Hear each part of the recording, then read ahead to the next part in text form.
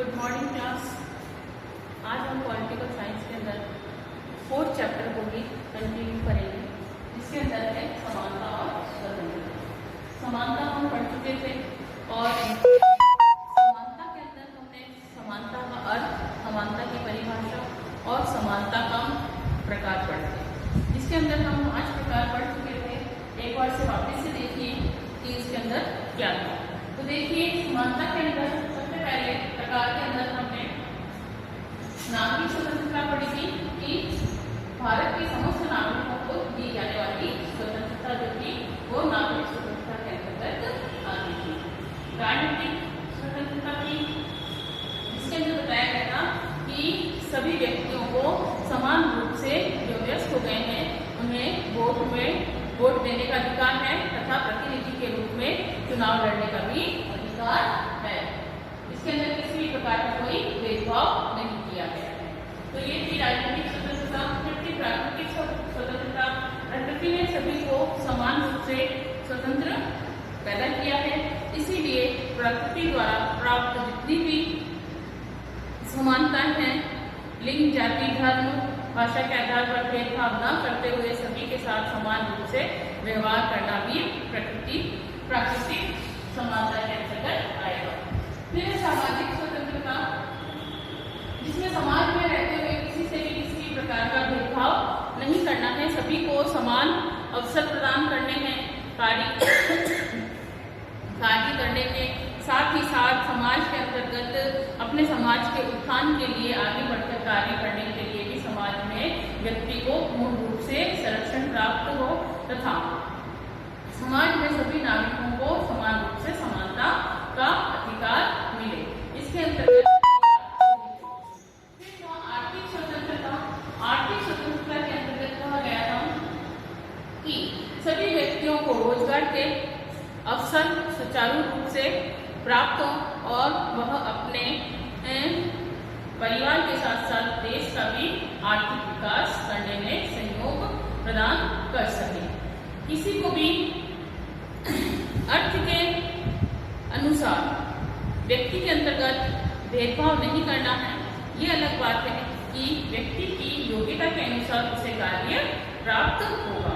अगर कोई अच्छा पढ़ा लिखा व्यक्ति है तो वह अच्छे पोस्ट पे कार्य करेगा, और अगर पढ़ा लिखा व्यक्ति नहीं है तो वह किसी दूसरे कार्य में सक्षम है, अच्छा निपुण है, तो वह उस कार्य को अच्छी तरह से कर सकता है। तो इसके अंतर्गत रोजगार के जो साधन हैं वह समान रूप से व्यक्ति को मिले, इसके अंतर्गत ये बात कही गई थी। ये थी आर्थिक स्वतंत्रता।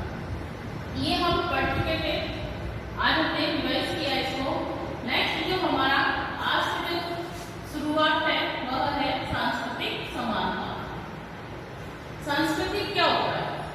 संस्कृति क्या होती है? संस्कृति हमारे देश का कैसा रहन सहन है, देश कह सकते हैं, राज्य कह सकते हैं कि हमारे राज्य का कैसा, अलग अलग राज्यों का अलग अलग रहन सहन है, खान पान है, वेशभूषा है। तो ये सब किसमें आता है? ये हमारी संस्कृति के अंतर्गत आता है कि हम किस प्रकार का खान पान खाते हैं, रहन सहन कैसा है हमारा, पहनावा क्या है हमारा, जो हमारे राज्य को प्रदर्शित करता है कि ये इस राज्य के हो सकते हैं। ये मेन चीजें हैं जो किसी न किसी राज्य को बताते हैं ये इस राज्य से बिलोंग करते हैं व्यक्ति, उनके खान पान के, रहन सहन और पहनावे के अनुसार। वो होता है सांस्कृतिक। लेकिन हमारे यहाँ पर बात की गई है सांस्कृतिक समानता। अब सांस्कृतिक समानता के अंतर्गत क्या होता है? राज्य द्वारा जो बहुत से बहुसंख्यक हैं, अल्पसंख्यक वर्गों के साथ समानता का व्यवहार करना। यानी कि राज्य के अंदर कुछ ऐसी वर्ग हैं जो कि संख्या में बहुत हैं और कुछ वर्ग जो हैं संख्या में कम है। तो अल्पसंख्यक और बहुसंख्यक वर्गों के अंदर क्या करना है? आपस में समानता का व्यवहार करना है और किसी भी प्रकार से उनके अंतर्गत भेदभाव नहीं करना है। ये सब किसमें आते हैं? ये सब सांस्कृतिक श्रेणी के अंतर्गत आते हैं। इनकी अपनी भाषा हो सकती है, लिपि हो सकती है लिखने की, संस्कृति हो सकती है और सामाजिक परिवेश हो सकता है। अलग अलग जगह का अलग अलग परिवेश होता है अलग अलग राज्य का। पहनावा, परिवेश से तात्पर्य है पहनावा। तो इन सभी के संरक्षण के लिए समुचित अवसर प्रदान किए जाने चाहिए। सभी व्यक्तियों, राज्य में रह रहे सभी व्यक्तियों को अपनी संस्कृति को बढ़ावा देने के लिए, संस्कृति को पूर्ण रूप से अपनाने के लिए क्या दिए जाने चाहिए?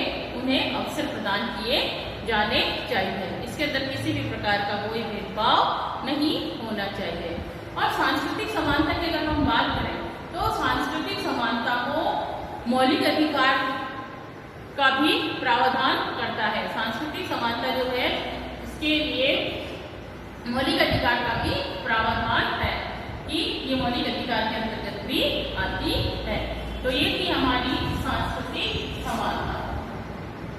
नेक्स्ट है हमारी कानूनी समानता। कानूनी समानता क्या होती है? कानूनी समानता से तात्पर्य है कि हमारा जो देश है वो कैसा है? प्रजातांत्रिक देश है, लोकतांत्रिक देश है, जहाँ जनता का शासन है, जनता के लिए है ना। तो इसके अंतर्गत किसी भी व्यक्ति को अगर आवश्यकता है तो वह कानून की शरण ले सकता है।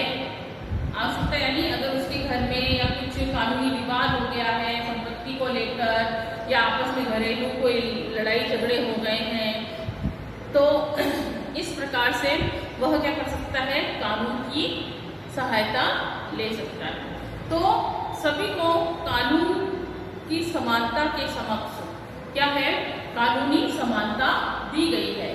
भले किसी भी राज्य का, किसी भी देश का व्यक्ति क्यों ना हो, सभी को समान रूप से अवसर प्रदान कराने का। तो देखिए इसके अंतर्गत कि प्रजातांत्रिक राज्यों में कानूनी समानता की स्थापना करके विषमता का अंत किया गया है। विषमता यानी कि जो लेवल है, ऊंचा नीचा हो रहा है, उसे क्या किया गया है? बराबर किया गया है। विषमता किसी चीज के अंदर बहुत बड़ी गैप आ जाना, तो वो विषमता है। तो हमारे देश के अंतर्गत राज्यों में कानूनी समानता को क्या किया गया है? संरक्षण देकर, कानून की स्थापना करके क्या किया गया? विषमता को समाप्त किया गया है। इसका मतलब ये भी हो सकता है कि कानून के समक्ष समानता तथा कानून के समान संरक्षण। अगर हम बात करें कानूनी समानता, तो कानून के समक्ष क्या मिलना है? संरक्षण मिलना चाहिए कि कोई भी कार्य अगर हम कर रहे हैं कानून के हिसाब से सही होना चाहिए, वह गलत नहीं है, तो हमें कोर्ट भी क्या देगा? संरक्षण प्रदान करेगा। कानून के समक्ष समानता से आशय बिना किसी भेदभाव के नागरिकों को कानून के समक्ष क्या देना है? समान समझना है, जिससे विधि के शासन की स्थापना हो सके। विधि के शासन यानी कि इसका मतलब है रूल ऑफ लॉ, कानून का शासन। अगर सभी को कानूनी समानता मिलेगी तो क्या होगा? विधि का शासन लागू होगा, रूल ऑफ लॉ लागू होगा, जिससे सभी व्यक्ति कानूनन कुछ भी कार्य करेंगे वो क्या होंगे? जायज होंगे। नाजायज कोई भी कार्य नहीं हो सकता। जैसे कानूनी होता है, गैर कानूनी होता है ना, तो सारा जो कार्य है वो कानूनी होगा। अगर हम इसके दूसरे शब्दों में बात करें, वित्तीय कानून के समान संरक्षण से तात्पर्य इस बात से है कि एक जैसे लोगों से कानून का एक जैसा व्यवहार करना। जैसे एक छोटा सा उदाहरण समझिए, ट्रैफिक पुलिस वाले हैं, भले ही वो कोई भी हो, है ना, भले 2 व्हीलर वाला हो, 4 व्हीलर वाला हो, सिटी बस वाला हो, बस वाला हो, अगर वह इनका ट्रैफिक सिग्नल के रूल्स को फॉलो नहीं करेंगे तो वो सबके लिए क्या करेगा? समान कानून है, सबके लिए समान कानून मानते हुए चालान काटने का जो प्रावधान है वो सभी के लिए समान रूप से काटेगा। ऐसा नहीं है कि 2 व्हीलर वाले का काटेगा और 4 व्हीलर वाले का नहीं काटेगा। तो सभी के लिए जो ट्रैफिक सिग्नल के जो रूल्स हैं जो बनाए गए हैं, अगर उसको कोई तोड़ता है तो क्या करना है? कानून के समक्ष क्या मिली हुई है? समानता मिलेगी है तो ट्रैफिक पुलिस वाला जो है वह समान रूल्स को फॉलो करते हुए चालान काटने के लिए बाध्य है, और वह ये कार्य जो है वह कानून के द्वारा प्रदान की गई कानूनी हक के अनुसार कर रहा है। तो इसका मतलब यहाँ पर यह है कि सभी के लिए समान कानून और समान न्यायालय व एक जैसे गुनाह के लिए समान दंड दिया जाए, कि सभी व्यक्तियों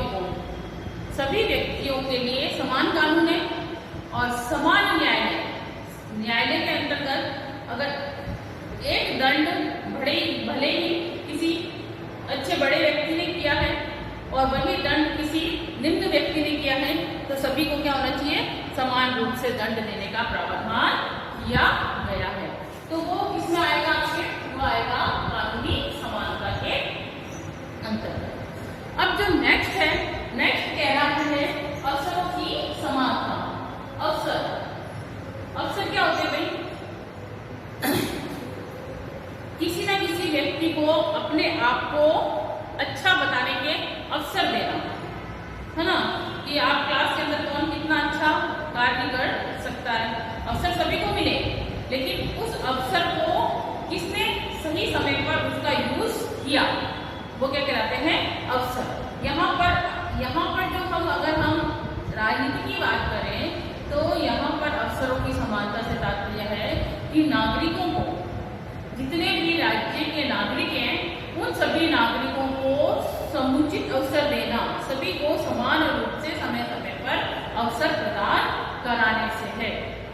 इसके अंतर्गत किसी भी प्रकार के राज्य को चाहिए कि वह किसी भी आधार पर किसी भी व्यक्ति से बिना किसी भेदभाव के सभी को समान अवसर दे।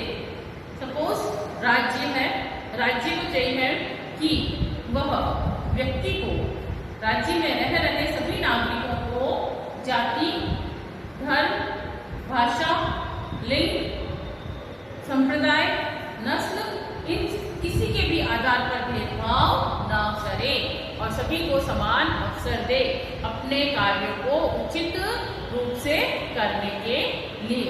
तो वो आ जाएंगे आपके इसके अंतर्गत, अवसरों की समानता के अंतर्गत आ जाएंगे। नेक्स्ट है शिक्षा की समानता।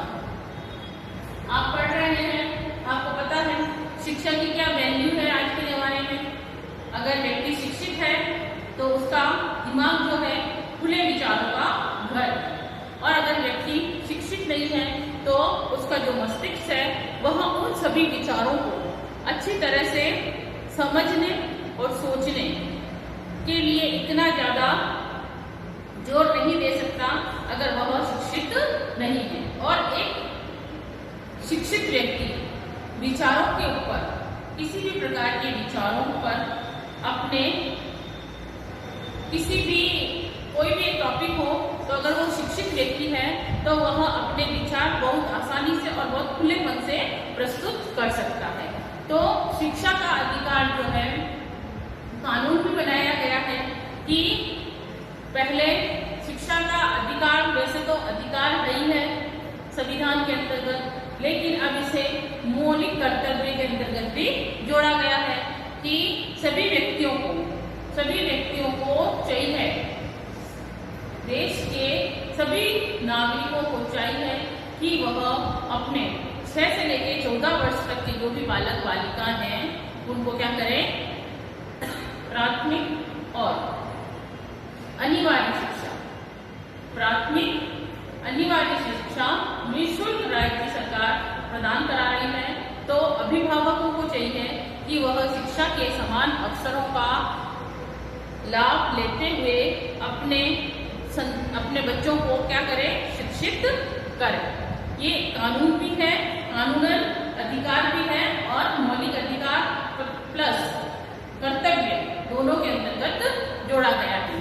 तो इसको ध्यान रखने की बात है कि राज्य द्वारा देश के सभी नागरिकों को क्या करना है, बिना किसी भेदभाव के क्या देना है, शैक्षणिक अवसरों की समानता उपलब्ध करानी है, शैक्षणिक अवसर प्रदान करने हैं, सभी को समान रूप से शिक्षा प्राप्त हो, इस बना ली हैं।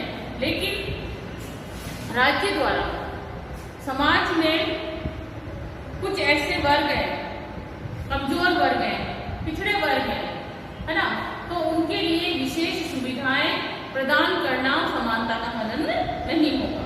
जैसे अगर हम बात करें कि समानता की अगर बात करते हैं तो ऐसा है कि कई बार राज्य के अंतर्गत ऐसे बहुत से वर्ग हैं जो कि आर्थिक रूप से सक्षम नहीं है और उनको बड़ी क्लासों की पढ़ाई करने के लिए, उच्च शिक्षा प्राप्त करने के लिए क्या करना पड़ता है, सरकार पर डिपेंड रहना पड़ता है, स्कॉलरशिप पर डिपेंड रहना पड़ता है।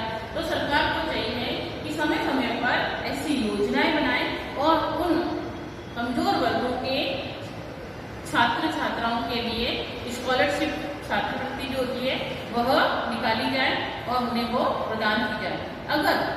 अगर इस प्रकार का कोई प्रावधान होता है तो ये समानता का हनन नहीं होगा, बल्कि समाज में रह रहे सभी व्यक्तियों को शिक्षा प्राप्त करने के लिए समान अवसर मिलने लगेंगे। तो सरकार को चाहिए कि नई नई योजनाएं बनाए शिक्षा से संबंधित और उससे गरीब तबकों को फायदा मिले, इससे विशेष सुविधाएं दी जाए उन्हें, इससे किसी भी प्रकार की शिक्षा के अंतर्गत इसका हनन नहीं होगा, बल्कि जो कमजोर वर्ग हैं उनके उत्थान के लिए एक नया प्रावधान शुरू किया जाएगा। तो ये थे हमारे टोटल 9 समानता के प्रकार। इससे पहले हमने स्वतंत्रता के प्रकार पढ़े थे, वो टोटल 10 थे। अब जो है समानता और स्वतंत्रता दोनों के टॉपिक जो है खत्म हो चुके हैं। दोनों के अंतर्गत क्या क्या पूछा गया है? पूछा गया है स्वतंत्रता का अर्थ, स्वतंत्रता की परिभाषा। स्वतंत्रता की परिभाषा में मैंने आपको बहुत ही पुरानी और छोटी सी स्वतंत्रता की एक परिभाषा लोकमान्य तिलक द्वारा कहे गए विचार के रूप में बताई, वह आपको अच्छे से याद करनी है। क्या थी वो परिभाषा? वह थी स्वतंत्रता मेरा जन्मसिद्ध अधिकार है और मैं इसे लेकर रहूंगा। या बचपन से तो नहीं कह सकते, पर हाँ 6-7 क्लास में पढ़ते आ रहे हैं तो आपको ये अच्छे से याद होगी। फिर हमने स्वतंत्रता के अंतर्गत 2 विचार पढ़े थे, जिसके अंतर्गत क्या कहा गया था? बंधनों का अभाव और युक्त बंधन का होने की बात कही गई थी। अब जो है उसके बाद स्वतंत्रता के 2 रूप पढ़े हमने, जिसमें नकारात्मक स्वतंत्रता और सकारात्मक स्वतंत्रता। फिर स्वतंत्रता के विविध रूप थे, जो कि यही सब, उसमें भी यही सब आए थे, है ना। निजी स्वतंत्रता थी जो एक एक्स्ट्रा पॉइंट थी। उसके बाद हम आए समानता में। समानता के अंतर्गत भी समानता का अर्थ था, परिभाषा थी और समानता के प्रकार। अब जो है नेक्स्ट जो पॉइंट है हमारा, स्वतंत्रता व समानता में संबंध कि स्वतंत्रता और समानता में क्या संबंध है। अगर हम बात करें, व्यक्ति को स्वतंत्रता दे दी जाए और समानता न दी जाए तो क्या व्यक्ति अपना कार्य उचित प्रकार से कर सकता है?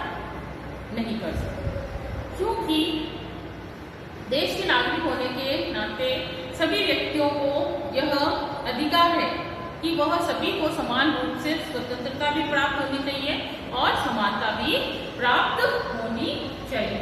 दोनों एक दूसरे के बिना क्या है? अधूरे भी हैं और कहीं कहीं पर इसको एक दूसरे का विरोधी भी बताया गया। तो देखिए, स्वतंत्रता और समानता के पारस्परिक अगर हम संबंधों की बात करें तो ये आवश्यक है कि दोनों अवधारणाएं व्यक्ति के जीवन की गहराइयों को क्या करती है? प्रभावित करती है।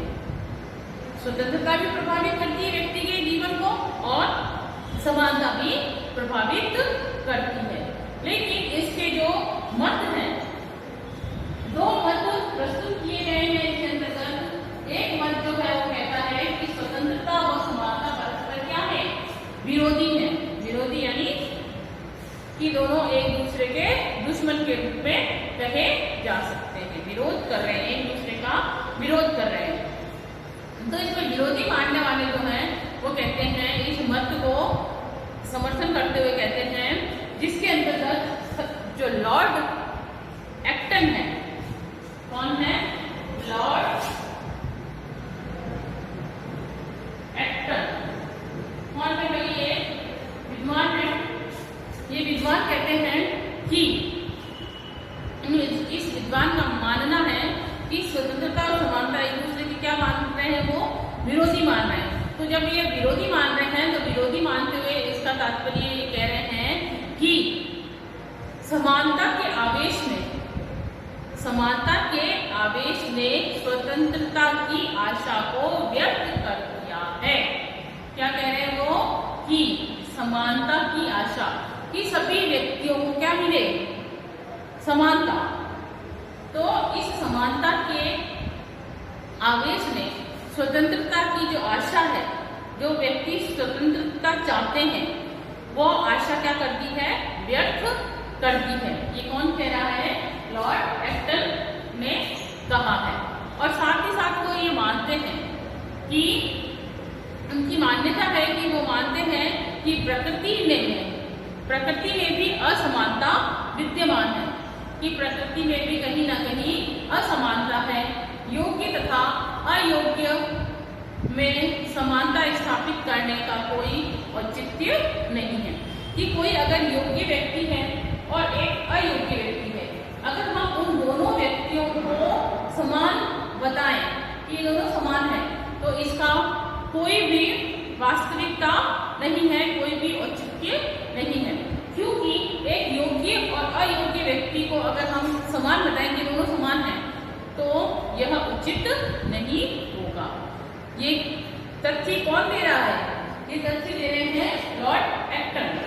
लॉर्ड एक्टन जो विद्वान है, ये कह रहे हैं, अगर मैं कहूं कि एक अच्छा पढ़ा लिखा व्यक्ति और एक मजदूरी पे जाने वाला व्यक्ति समान है, तो क्या ये औचित्यपूर्ण होगा? सही होगा? नहीं, ये सही नहीं होगा। क्यों?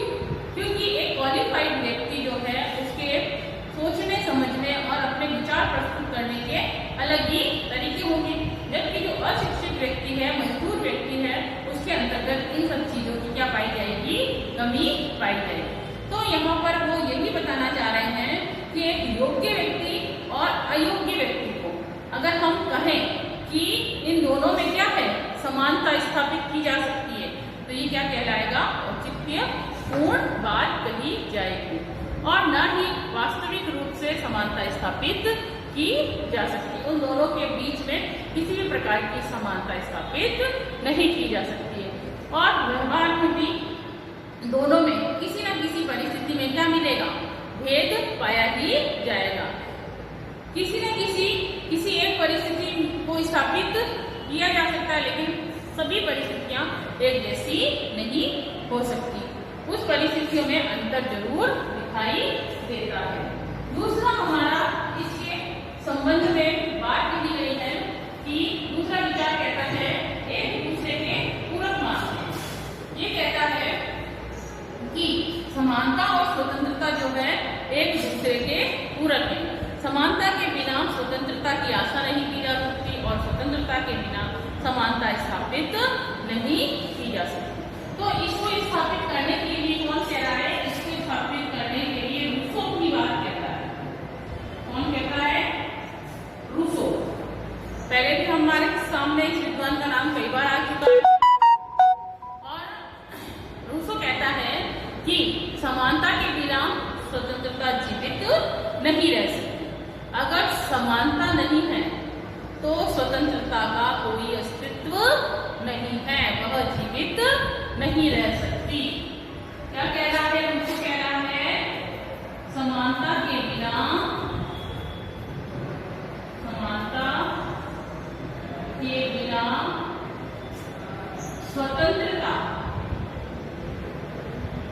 स्वतंत्रता जो है वो जीवित नहीं रह सकती।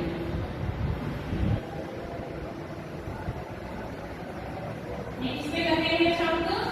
ये कहे हैं रूसो उन्होंने कहा है कि समानता के बिना स्वतंत्रता जीवित नहीं रह सकती। वहीं एक और विद्वान है जिनका नाम है फॉलोड। क्या नाम है? फॉलोड।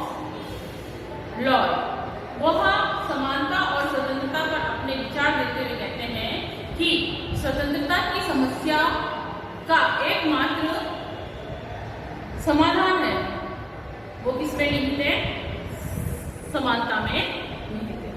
अगर स्वतंत्रता की समस्या का एकमात्र जो समाधान है वह किसमें निहित है? वह समानता में निहित है। वापस से समझिए इसको। स्वतंत्रता की समस्या, स्वतंत्र व्यक्तियों को स्वतंत्र होने में अगर कोई समस्या उत्पन्न हो रही है तो उसका एकमात्र समाधान, उसका जो उपाय है वो क्या है? समानता। कि सभी को समानता दे दी जाए, सभी को एक समान से अधिकार दे दी जाए तो सभी की स्वतंत्रताएं सभी को प्राप्त हो जाएंगी। व्यक्ति के विकास के लिए दोनों ही आवश्यक है, समानता भी आवश्यक है और स्वतंत्रता भी आवश्यक है।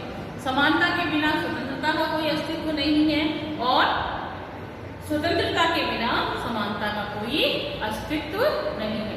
दोनों का आपस में क्या है भाई? दोनों ही आपस में एक दूसरे के लिए जरूरी माने गए हैं। तो विकास, अगर देश का विकास करना है, समाज का विकास करना है, व्यक्ति का खुद का विकास करना है तो जरूरी है कि उसको समानता और स्वतंत्रता दोनों पूर्ण रूप से दी जाए। साथ ही साथ ये भी कहा गया है कि दोनों अवधारणाएं जो है अपनी मर्यादा में रहते हुए कार्य करें। समानता भी दी जाए तो एक ऐसी भी हो कि वो अति करे किसी चीज की, और स्वतंत्रता भी हद से ज्यादा नहीं होनी चाहिए। दोनों कैसे होनी चाहिए? अपनी मर्यादा में रहते हुए व्यक्ति को भी जानी चाहिए। इसी को स्पष्ट करते हुए स्वतंत्रता और समानता एक दूसरे के क्या है भाई? पूरक है, एक दूसरे के। इसी बात को समझाते हुए महात्मा गांधी ने भी अपने विचार प्रस्तुत किए और उन्होंने विचार देते हुए कहा कि स्वतंत्रता का अर्थ नियंत्रण का अभाव नहीं है। क्या कहा उन्होंने? कि स्वतंत्रता का अर्थ नियंत्रण का अभाव नहीं है, अपितु व्यक्ति के विकास की अवस्थाओं की प्राप्ति है। कि व्यक्तियों को विकास करने के क्या मिले? अवसर प्राप्त हो, वह क्या कहलाती है? समानता कहलाती है। कि व्यक्ति को स्वतंत्रता पर क्या करना है? नियंत्रण का अभाव नहीं होना चाहिए, उस पर ज्यादा से ज्यादा रोक बंदिशें नहीं होनी चाहिए। नियंत्रण ही स्वतंत्रता स्वच्छंदता है एक प्रकार से। अगर कहने का मतलब यहाँ पर यह है कि स्वतंत्रता तो दी जाए व्यक्ति को, लेकिन कुछ नियंत्रण के साथ। अब आपको यहाँ पर विचार प्रस्तुत करने के क्या दे दूं मैं? स्वतंत्रता, कि आप अपने विचार प्रस्तुत करें, लेकिन फिर भी अगर आप अपने विचार प्रस्तुत करेंगे तो मर्यादा में रहकर करेंगे। कि कुछ भी जो मुंह में आएगा अनाप शनाप बोलते जाएंगे तो ये क्या है? नियंत्रण में रहते हुए अपने विचार प्रस्तुत करने हैं। तो कहने का मतलब है स्वतंत्रता तो दी जाए, लेकिन कैसी? युक्ति युक्त स्वतंत्रता होनी चाहिए। युक्ति युक्त, बंधनों का अभाव तो होना चाहिए, लेकिन बंधन जो है युक्त स्वतंत्रता के अनुरूप होने चाहिए। अब देखिए, राजनीतिक समानता में बिना स्वतंत्रता, अगर समानता की हम बात करें तो स्वतंत्रता, समानता के बिना स्वतंत्रता क्या है? अर्थहीन है।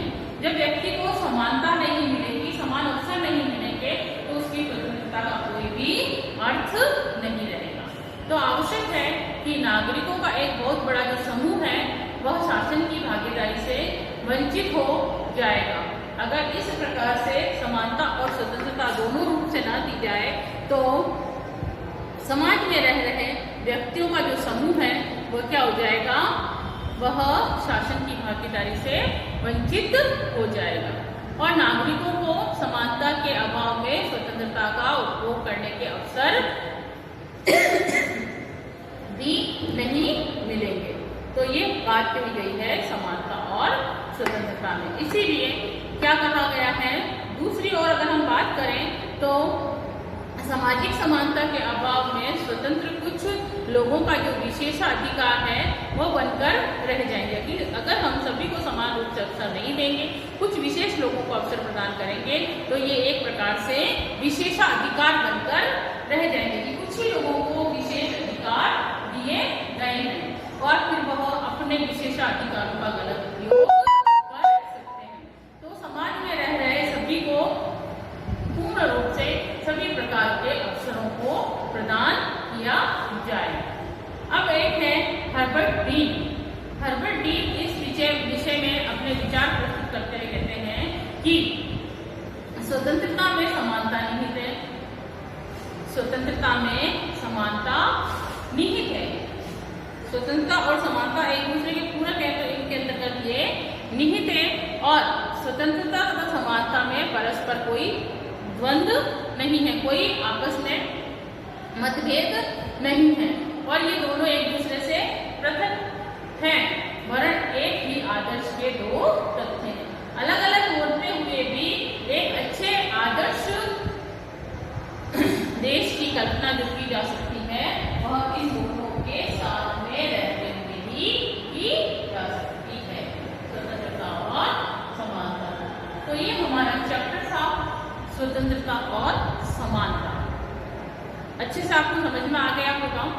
फिर भी हम इसको वापस से छोटे छोटे पॉइंट के रूप में महत्वपूर्ण बिंदु के रूप में हम वापस से लेते हैं कि इसके महत्वपूर्ण बिंदु जो हैं वह क्या कहते हैं। तो शुरुआत करते हैं वापस से स्वतंत्रता। तो देखिए स्वतंत्रता जो है वह क्या है, स्वतंत्रता जो है एक अंग्रेजी शब्द है। कौन सा शब्द, अंग्रेजी, जिसका नाम है लिबर्टी। लिबर्टी का ही क्या है, रूपांतरण है, उसी का एक रूप है जिसका अर्थ होता है, लिबर्टी का अर्थ क्या होता है, बंधनों का अभाव, कि किसी भी व्यक्ति पर किसी भी प्रकार का बंधन का अभाव न होना। क्या कहा गया है, स्वतंत्रता कहा है। ठीक है, भारतीय स्वाधीनता संग्राम में बाल गंगाधर तिलक के जो विचार थे, जब भारत आजाद नहीं हुआ था तो उन्होंने एक विचार प्रस्तुत किए थे, उद्घोष किया था अपने विचारों का, जिसमें उन्होंने कहा था स्वतंत्रता मेरा जन्मसिद्ध अधिकार है और मैं इसे लेकर।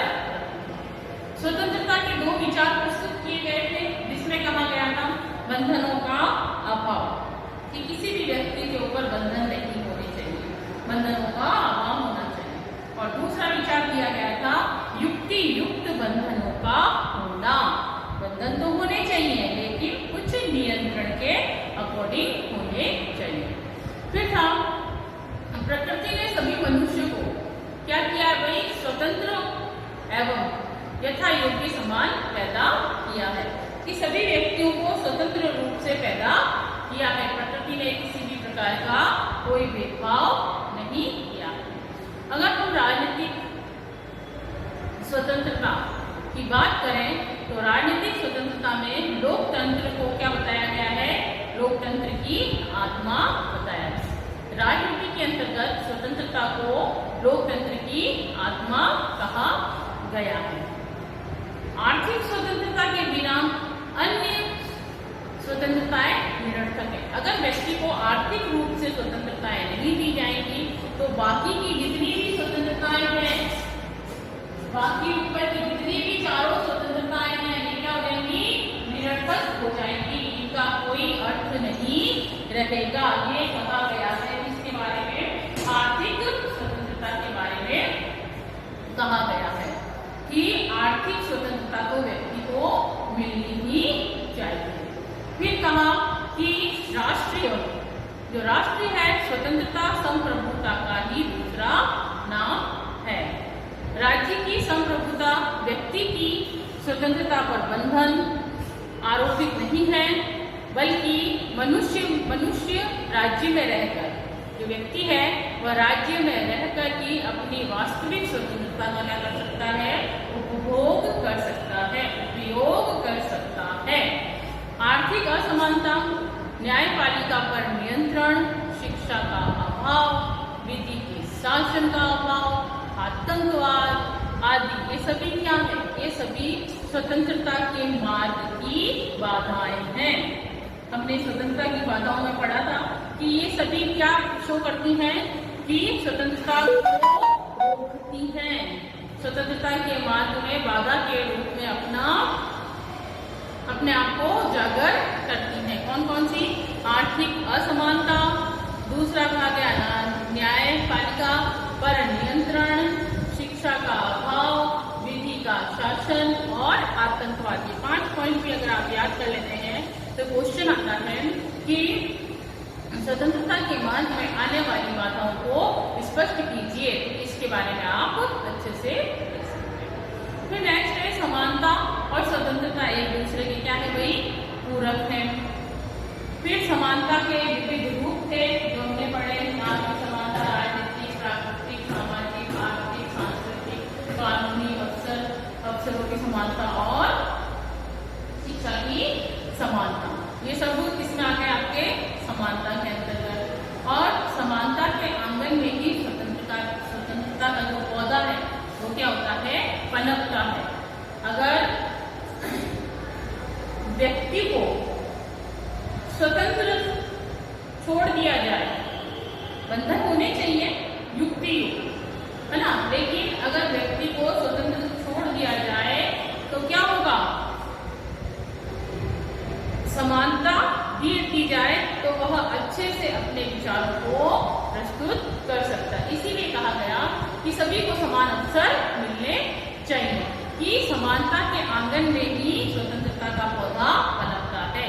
जहां सभी व्यक्तियों को समानता दी जाएगी वहां एक स्वतंत्र विचार प्रस्तुत होंगे और एक अच्छे देश का निर्माण आसानी से किया जा सकता है। तो ये थे हमारे महत्वपूर्ण बिंदु जो कि पूरे चैप्टर का छोटा सा सारांश है। अब हम बात करते हैं इसके प्रश्न उत्तर कि प्रश्न उत्तर इसके क्या कहते हैं। तो देखिए इसके अंतर्गत सबसे पहला जो हम अभ्यास प्रश्न कर रहे हैं अपनी ही पुस्तक में से, जो राजनीति विज्ञान की अभ्यास पुस्तिका है, उसके पीछे जो क्वेश्चन आंसर्स दिए गए हैं उनको आप देखिए और समझिए। पहला प्रश्न इसके अंतर्गत कह रहा है स्वतंत्रता का अर्थ है, कि स्वतंत्रता का अर्थ क्या है। एमसीक्यू क्वेश्चन है जिसके अंतर्गत सही उत्तर जो है वह इसका कौन सा है, द है, जिसमें कहा गया है नागरिकों के सर्वांगीण विकास के लिए उपलब्ध सुविधाएं। नागरिकों को क्या मिलना चाहिए, सभी अवसर समान रूप से मिलने चाहिए। वह क्या कहलाती है, वह स्वतंत्रता कहलाती है। नेक्स्ट क्वेश्चन जो है वो कह रहा है कि कौन सा युग्म गलत है। तो 4 इसके अंतर्गत युग्म बताए गए दूसरे क्वेश्चन में, जिसमें पहला कह रहा है राजनीतिक स्वतंत्रता के बिना समानता का कोई औचित्य नहीं है।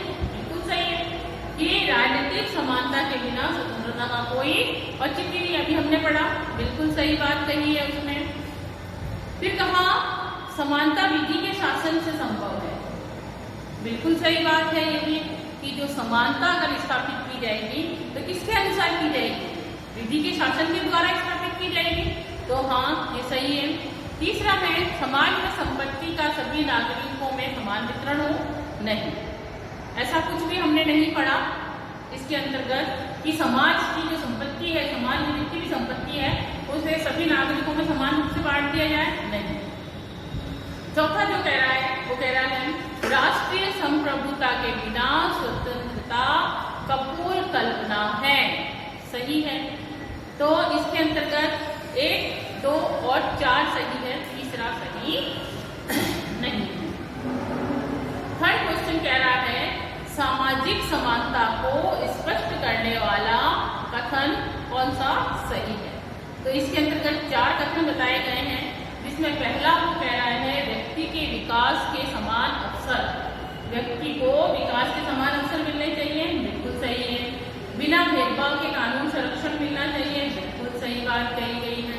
फिर कहा गया है समाज में सभी नागरिकों की समान आय हो ही नहीं सकती। सभी व्यक्तियों को समान पैसे मिलेंगे तो फिर कोई भी गरीब नहीं रहेगा, सब के सब अमीर हो जाएंगे, है ना। किसी को छोटा काम करने की जरूरत ही नहीं पड़ेगी। फिर है जाति आधार पर भेदभाव की समाप्ति बिल्कुल जरूरी है कि जाति आधार पर किसी से भी कोई भेदभाव नहीं करना है। तो इसके अंतर्गत 1, 2 और 4 सही है। नेक्स्ट क्वेश्चन है 4th, कौन सा विचार स्वतंत्रता का मूल मंत्र माना गया है? क्या कहा उसने कि कौन सा विचार स्वतंत्रता का मूल मंत्र माना जाता है? तो इसके अंदर आ जाएगा विधि का शासन। नेक्स्ट है किस देश के नागरिकों को समानता मौलिक अधिकार के रूप में प्राप्त हुई? जो समानता है वो हमें किसके रूप में प्राप्त हुई है? मौलिक अधिकारों के रूप में। तो कौन से देश में प्राप्त हुई है? वो हमारे देश में प्राप्त हुई है, भारत। तो इसका आंसर क्या हो जाएगा? भारत। नेक्स्ट छोटे क्वेश्चन देखिए, वेरी शॉर्ट क्वेश्चन। स्वतंत्रता के 2 विचार कौन से हैं? हमने 2-3 बार इसको डिस्कस किया है कि स्वतंत्रता के विचार कौन से हैं। तो स्वतंत्रता के 2 विचार जो दिए गए हैं वह है बंधनों का अभाव और दूसरा विचार है युक्ति युक्त बंधनों का होना। नेक्स्ट क्वेश्चन है स्वतंत्रता के संबंध में तिलक ने क्या नारा दिया? आप सभी को पता है, स्वतंत्रता मेरा जन्मसिद्ध अधिकार है और मैं इसे लेकर रहूंगा। किसने कहा? तिलक ने कहा। नेक्स्ट क्वेश्चन कह रहा है स्वतंत्रता की आत्मा किस स्वतंत्रता की आत्मा किस स्वतंत्रता को माना गया है? लोकतंत्र की जो आत्मा है वो किसे माना गया है भाई? वो माना गया है राजनीतिक समानता को। किसे माना गया है? राजनीतिक समानता। नेक्स्ट है अवसरों की समानता से क्या तात्पर्य? अवसरों की समानता क्या होती है? सभी को समान अवसर प्राप्त होने चाहिए। जो भी समाज में देश में जो अवसर मिल रहे हैं बिना किसी भेदभाव के, जाति धर्म लिंग वचन लिंग इनके आधार पर भेदभाव न हो। फिर है पूंजीपति देशों में किस समानता का अभाव पाया जाता है? जो बड़े बड़े देश हैं वहां पर किस समानता का अभाव पाया जाता है? तो इसके अंतर्गत जो अभाव है वो पाया जाता है आर्थिक समानता। वहां पर आर्थिक समानता नहीं मिलती। तो ये थे छोटे क्वेश्चन। बड़े क्वेश्चन के अंतर्गत हम पूरा लेसन पढ़ चुके हैं, समझ चुके हैं। इसमें स्वतंत्रता के कोई 5 प्रकार बताने हैं। राजनीतिक स्वतंत्रता क्या है, समानता की अवधारणा पर राष्ट्रीय के विचार देने हैं, विधि के शासन की अवधारणा स्पष्ट करनी है और अवसरों की समानता पर एक छोटी सी टिप्पणी। तो ये था हमारा चैप्टर नंबर 4 यूनिट 1 पार्ट 1। इसके अंतर्गत क्या था भाई? ये हम लोग पढ़ रहे थे वह थी इकाई 1 पढ़ रहे थे और इसका ये भाग जो था पॉलिटिकल साइंस का पार्ट 1 के अंदर हमने इकाई 1 पढ़ी थी, जिसके अंतर्गत हमारे 4 चैप्टर जो हैं वो कंप्लीट हो चुके हैं। पहला हमारा चैप्टर था न्याय, दूसरा हमारा चैप्टर था शक्ति, सत्ता और वैधता, तीसरा चैप्टर था धर्म और चौथा जो चैप्टर है वह था स्वतंत्रता और समानता। यहाँ ये इकाई 1 कंप्लीट हो चुकी है। आप सभी को राजनीति विज्ञान के अंदर जो हर लेसन के बाद अभ्यास प्रश्न दिए गए हैं वो आपको आपकी कॉपी के अंतर्गत करने हैं। पूर्ण रूप से आपका कार्य पूरा होना चाहिए। जब भी स्कूल खुलेंगे सबसे पहले आपकी कॉपी वर्क चेक किया जाएगा कि आपको जो ऑनलाइन क्लासेस के अंतर्गत काम दिया गया है वो समय पर आपने किया है या नहीं। उसके आगे ही हम जब पढ़ाएंगे जब यहाँ तक सभी बच्चों का कार्य पूरा होगा।